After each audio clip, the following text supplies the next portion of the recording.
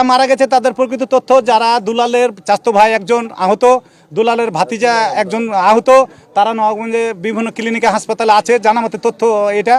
আর দুইজন যারা আগে শনাক্ত করতে পারছি না, এরা হয়তো বাইরের লোক হবে, বোম মারবে, এরা হয়তো বোম তৈরি করার জন্য এখানে এসেছিল।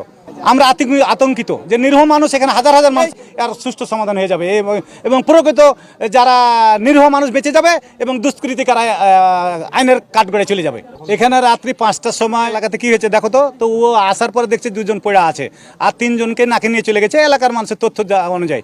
এটা প্রকৃত ঘটনা একটাই যে বিরোধী দলকে ধানের শীষকে দমানোর জন্য ধানের শীষের লোকের তারা আগে রাত্রে কিন্তু অনেক বাড়িতে তারা সকাল 5টার সময় আমি প্রতিদিনই যেভাবে উঠি আজকে উঠেছিলাম, হঠাৎ একটা বোমের আওয়াজ।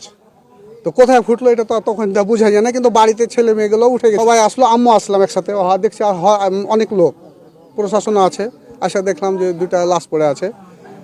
এখন এখানে বোমা বাস্ট হয়েছে, কি কারণে হয়েছে বা কিভাবে এখানে বোমাটা আসলো বা তারা কি কাজে ব্যবহার করতো এটা ওরা জানছে আর আল্লাহ জানছে। যা হোক, এখানে 2জন ছটপট করতেছে, পানি দাও করছে। বিজেপি আছে, বিজেপি বলছে তোমার নাম কি?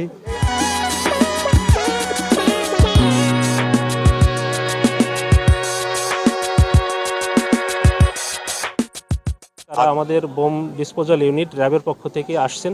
তারা আসার পরে এই ঘটনাস্থল তারা পরীক্ষা করবেন এবং আরও কোনো আলামত বা অবিস্ফোরিত কিছু আছে কিনা সেটা তারা দেখার পরে এরপরে মৃতদেহ আমরা আমাদের আইনানুগ প্রক্রিয়ায় যেটা সুরতাল করা বা তাদের পরিচয় শনাক্ত করা এই কাজগুলো আমরা করব।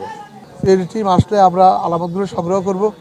আর বোম ডিসপোজাল ইউনিট আসতেছে, বোম ডিসপোজাল টিম আসলে সেটা বোম ডিসপোজাল টিমের মাধ্যমে আমরা যদি বোম থেকেও থাকে আর সেটা ইয়ে করবো। এই জন্য আমরা বাড়ির ভিতরে ঢুকছি না।